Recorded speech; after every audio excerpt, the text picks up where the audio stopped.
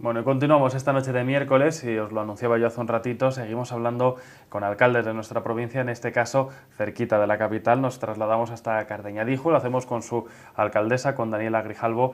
Muy buenas noches. Hola, buenas noches. Gracias por estar de nuevo con nosotros, Daniela. Bueno, nos habéis llamado, pues hay que acudir. Y en esta ocasión, además, para hacer balance de legislatura, porque estamos a un mes escaso de las elecciones municipales del próximo mes de mayo.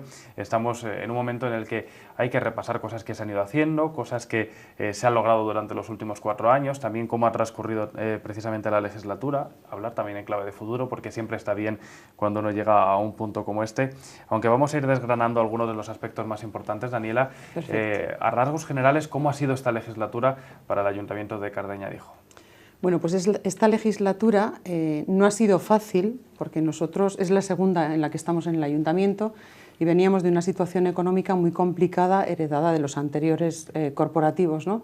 Entonces, pues bueno, en estos 4 años hemos continuado estabilizando las cuentas municipales, hemos continuado pagando las deudas que heredamos y hemos ido haciendo obras y arreglos y recuperación de edificios, actividades, creación de un centro cívico, a base de las subvenciones que hemos recibido y de no gastar en muchas cosas para poder hacer frente a las deudas e invertir un poquito cada año en todos estos proyectos que teníamos en la anterior legislatura, y lo hemos cumplido. ¿Cómo ha marcado, Daniela, la coyuntura económica tan complicada estos 4 años de gestión en Cardeña-Dijo, teniendo en cuenta que además esa situación heredada de alguna forma también lastraba la capacidad de inversión y también de gestión económica, ¿no?, del municipio? Esa es una pregunta que me han hecho siempre muchos alcaldes, ¿no? ¿Tú cómo lo llevas con la crisis económica y todo esto? Yo les decía, es que a mí la crisis ya me venía de serie. O sea, no hemos afrontado esta crisis, hemos afrontado esta y la que nos venía de herencia. Entonces, pues bueno, ¿cómo se afronta? Pues como todo el mundo, ¿no? Cuando tienes una crisis en casa, tiras de recursos de donde sea, pues esto es lo mismo, es una casa grande y lo que hay que hacer es intentar cobrar de todas las empresas y personas que nos debían dinero, ir ajustando cuentas, o sea, ir al céntimo en gasto, pero al céntimo. Y luego, pues también, cuando se han contratado obras, siempre se ha intentado sacar una mejora de más obra, o esa rebaja del precio que hemos conseguido en algunos casos, invertirlo en otra obra para ir cubriendo necesidades. ¿Cuál era el punto de inicio en cuanto a las finanzas locales de esta legislatura? Aunque ya hablábamos de que veníamos de otra legislatura en la que se había trabajado precisamente por intentar normalizar.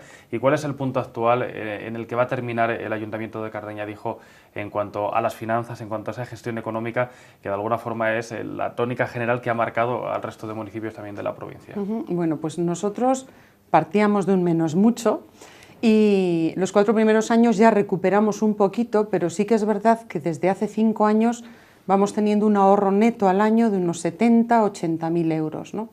Entonces tuvimos que adoptar un plan de ajuste de los programados por el Gobierno, por el cual se nos concedía un dinero, un préstamo a varios años, y para poder hacer frente sin que quedara muy tocada la gestión doméstica, la gestión municipal, ¿no?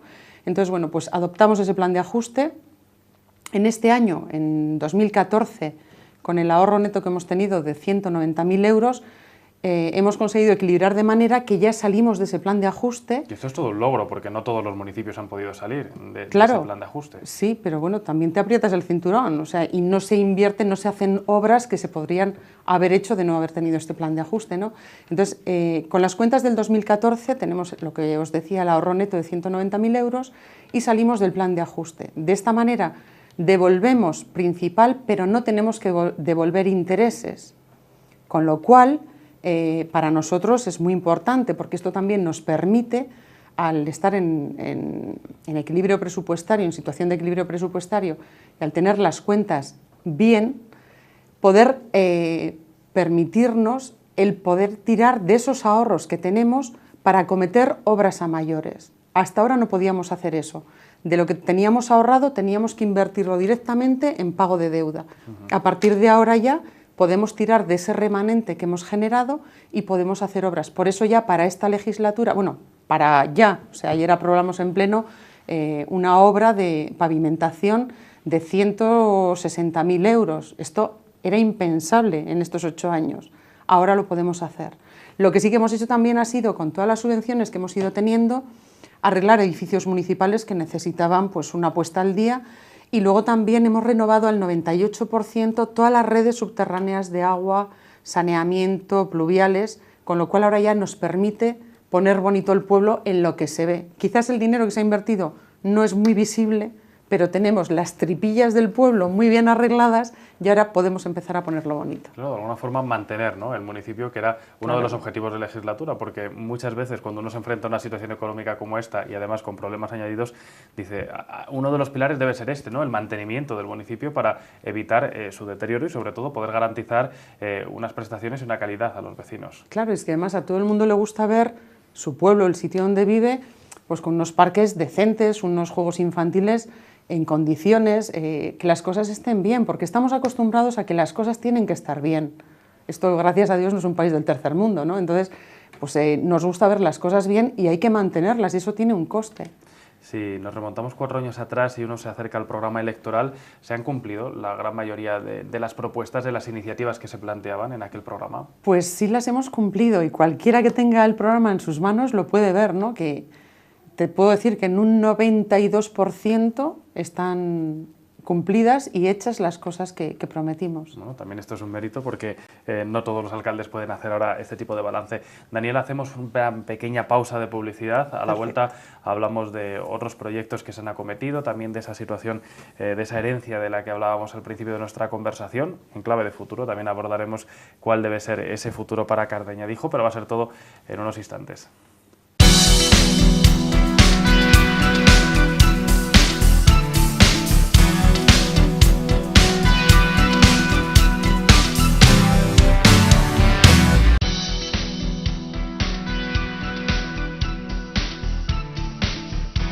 Bueno, continuamos hablando con Daniela Grijalvo, ya es la alcaldesa de Cardeña-Dijo. Lo estamos haciendo pues precisamente en un momento en el que estamos mirando al pasado para hacer balance, Daniela, de legislatura, también al futuro, porque tendremos que hablar de cuál debe ser el futuro de Cardeña-Dijo, hacia dónde deben ir enfocados los esfuerzos en un momento como el actual. Nos hablabas antes de irnos a publicidad precisamente de que se ha logrado ese equilibrio presupuestario, todo un logro, teniendo en cuenta la coyuntura, esa herencia recibida también de legislaturas anteriores.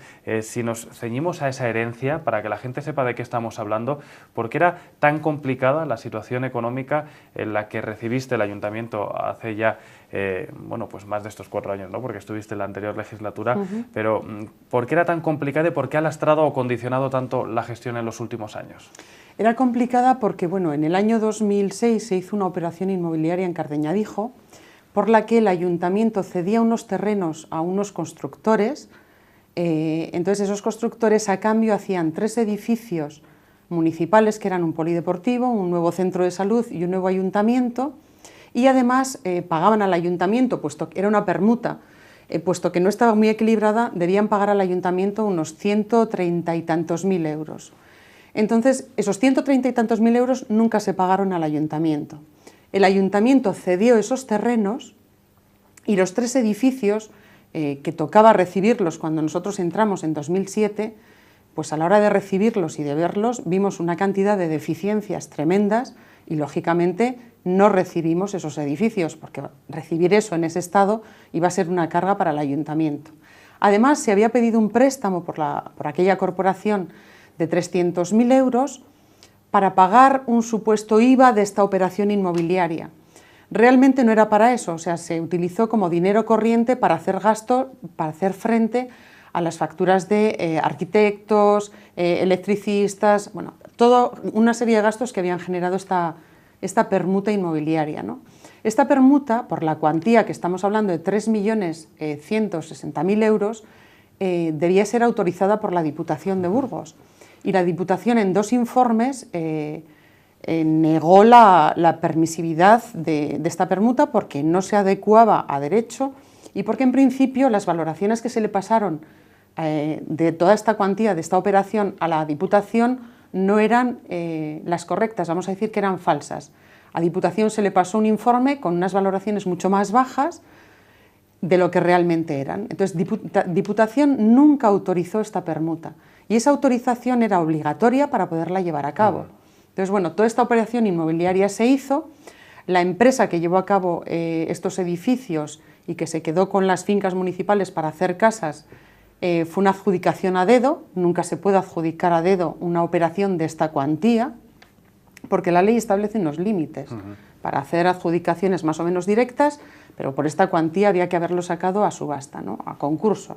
Entonces esto tampoco se hizo, con lo cual todo rodea a esta operación de una nulidad que nosotros pusimos en manos de la justicia.